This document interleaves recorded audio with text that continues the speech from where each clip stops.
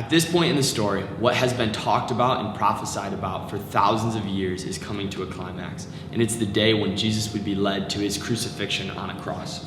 Starting in Matthew 26 in verse 1, it says, "When Jesus had finished saying these things, he said to his disciples, 'As you know, Passover begins in 2 days, and the Son of Man will be handed over to be crucified.'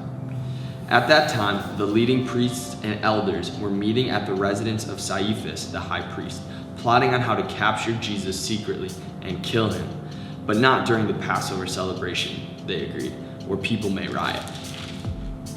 Meanwhile, Jesus was in Bethany, a town in Israel, at the home of Simon, a man who had previously had leprosy.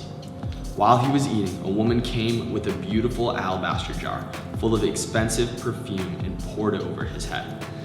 The disciples were indignant when they saw this. 'What a waste,' they said. 'It could have been sold for a high price, and the money could have been given to the poor.' But Jesus, aware of this, replied, 'Why criticize this woman for doing such a good thing to me?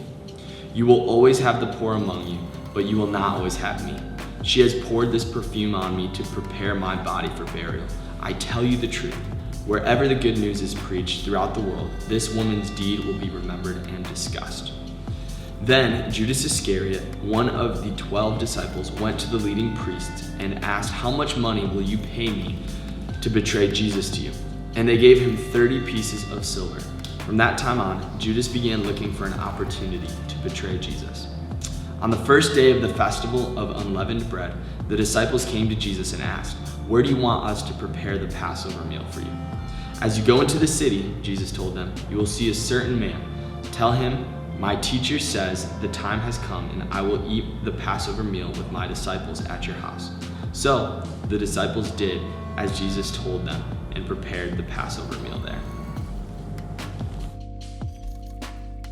So we see right here in Matthew 26 that this is some of the last time that Jesus spent with his disciples.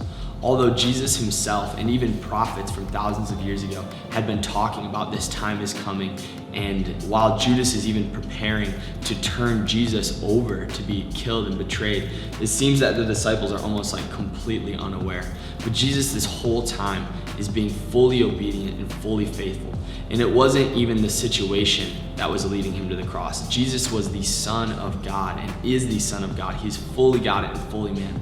At any point, he had more power than any human, than any situation. He could have rescued himself out of there, but it wasn't the betrayal that was leading Jesus to the cross.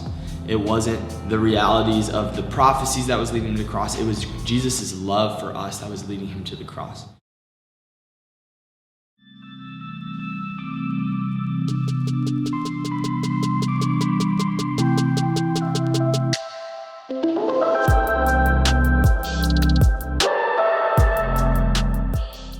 You see, when we make decisions on our own apart from what Jesus has for us, that is called sin.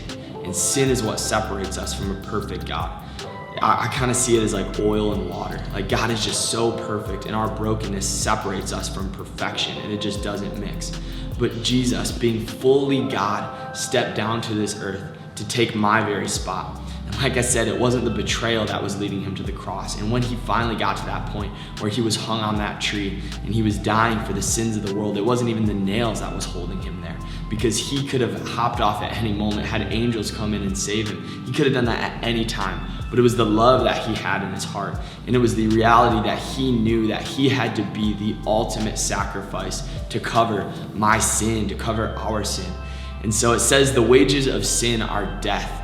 And that is what Jesus took for us. And it's no longer us that have to try to earn what Jesus did. That would be impossible.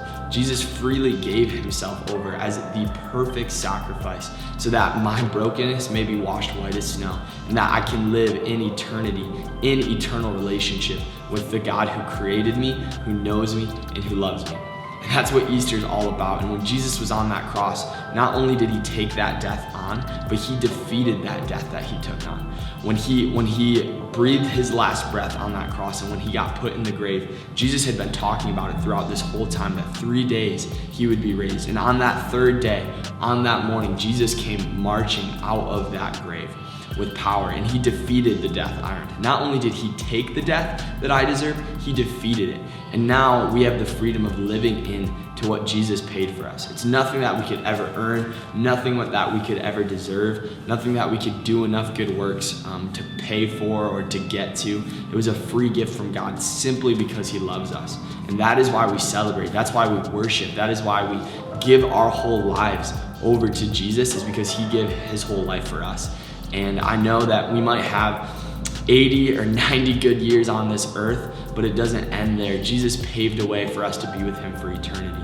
John 3:16 says that for God loved the world that he gave his only son, that whoever believes in him will not perish but have everlasting life. And that is the good news. That's what we're celebrating this season in Easter, is the good news that Jesus came. He was obedient to death on a cross. And he didn't stay there in his death, but he rose again, glorified as the perfect sacrifice for you and I.